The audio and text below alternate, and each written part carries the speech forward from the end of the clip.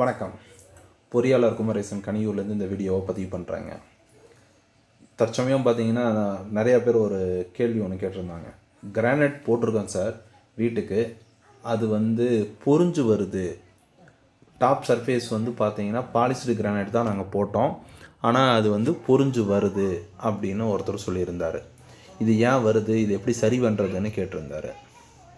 அப்புறம் ஒரு சிலர் என்ன பண்ணுறாங்க, கிரானைட்டு போடலாமா சார் வீட்டுக்கு அப்படின்னு ஒரு கேள்வி கேட்டிருந்தாங்க.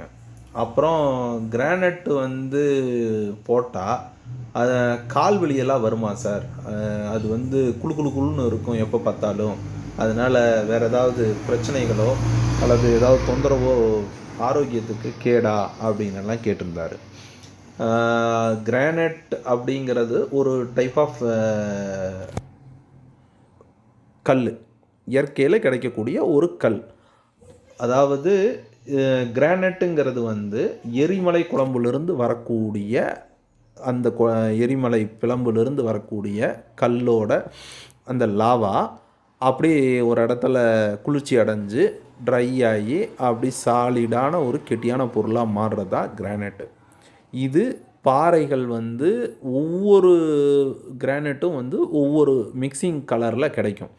நம்ம ஜல்லி யூஸ் பண்ணுறோம்ல, காங்கிரீட்டுக்கு போடக்கூடிய ஜல்லி, அதெல்லாமே ப்ளூ மெட்டல் அப்படின்னு சொல்லுவாங்க. ப்ளூ மெட்டலுங்கிறது ஒன் ஆஃப் த கிரானைட். அதெல்லாம் வேட்டு வச்சு உடைக்காமல் அப்படி நம்ம அறுத்து எடுக்கிற மாதிரி இருந்தால் அதெல்லாம் அட்டகாசமான ஒரு கிரானைட் கல். இருக்கிறதுல ஹார்ட்னஸ் அதிகமானது பிளாக் கிரானைட்டு தான். அதே இதில் பிளாக்லேருந்து அப்படி ஒயிட் ஆக கலர் குறைய பார்த்தீங்கன்னா அந்த கிரானைட்டோடைய ஹார்ட்னஸ் அப்படி குறைஞ்சிக்கிட்டே வரும். இது கிரானைட்டில் குவாலிட்டி இல்லை அப்படின்னு சொல்கிறதுக்காக நான் சொல்ல வர உதாரணங்கள் இது. அதே மாதிரி இந்த கிரானைட்டை பொறுத்தளவுக்கு பொறிஞ்சு வருது சார், மேலால் ஒரு இதில் திப்பியாக அப்படி பக்காக வருது சார், ஸ்லேடாக வந்துடுது, மேடு பள்ளம் ஆயிடுச்சு சார், குழியாட்ட ஆயிடுச்சு சார் அப்படின்னெல்லாம் ஒருத்தர் சொல்கிறாங்க.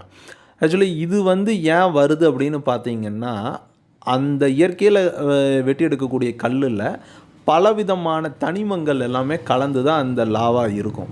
அந்த லாவாவில் வெவ்வேறு கலர் வெவ்வேறு பொருள்னால ஆன அந்த லாவா அப்படி செடிமெண்ட் ஆகும் பொழுது பார்த்திங்கன்னா திட்டு ஒரு கல்லுக்குள்ளே ஒரு வேறு ஏதோ ஒரு பொருள் உள்ளே இருக்கும். நீங்கள் ஸ்லைடு மாதிரி கிரானைட் கல்லை வெட்டி எடுக்கும் பொழுது அது 20 mm கிரானைட்டில் வெட்டுறாங்க, 20 mm திக்னஸில் ஸ்லைடாக வெட்டி எடுக்கிறாங்க.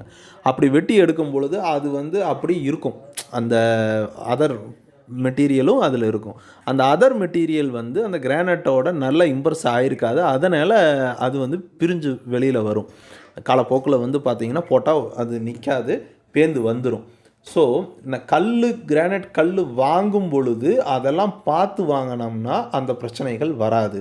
பார்க்குறதுக்கு கலர் அழகாக இருக்குது சார், இது சூப்பராக இருக்குது சார், இந்த டிசைன் பிடிச்சிருக்கு சார், நேச்சுரல் கல்லில் எங்கேங்க டிசைனு, அது இயல்பாக வரக்கூடிய கிரைன்ஸு தான், அது வேணுங்கிறப்ப நம்ம பயன்படுத்திக்கலாம். ஆனால் டிசைன் நல்லா இருக்குதுன்ட்டு போயிட்டு கடைசியாக அந்த கிரானைட் கல் குவாலிட்டி இல்லாமல் பொறிஞ்சு வர மாதிரி கல், மேக்ஸிமம் இந்த ரெட்டு ஒயிட் பேஸ்டில் வரக்கூடிய கல்லுகளில் தான் அந்த பிரச்சனை வந்துக்கிட்டு இருக்கு.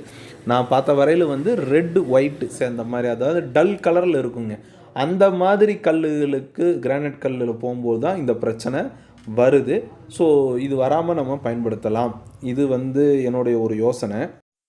அதே மாதிரி கிரானைட் பார்த்திங்கன்னா வாஸ்து பிரகாரம் அரசாங்க அதிகாரியோ அல்லது ஆட்சியாளர்கள் தான் கிரானைட்டை போடணும், அடுத்து கோவில் மாதிரி பொது ஸ்தாபனங்களில் தான் கிரானைட் போடணும், வீட்டுக்கு பயன்படுத்தக்கூடாது அப்படிங்கிற ஒரு தாட் வாஸ்துவில் ஒரு சில புத்தகத்தில் எழுதியிருக்காங்க.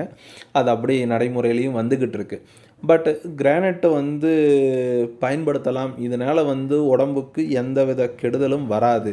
ஆனால் இதெல்லாம் கம்பேர் பண்ணும்போது பாலிஸ்டு கிரானைட், அதாவது எந்த பாலிஸ்டான பொருளாக இருந்தாலும் வளவளப்பான பொருளாக இருந்தால் அது மனித உடல் அமைப்பிற்கு ஒத்து வராத பொருள். மனிதன் நீங்கள் தரையில் நடக்கிற மாதிரி கிரானைட் போட்ட வீட்டில் நடக்க முடியாது, டைல்ஸ் போட்ட வீட்டில் முடியாது. அது மனிதனுக்கு ஒவ்வாமை தானே ஒழிய சாதகமானதுவே அல்ல.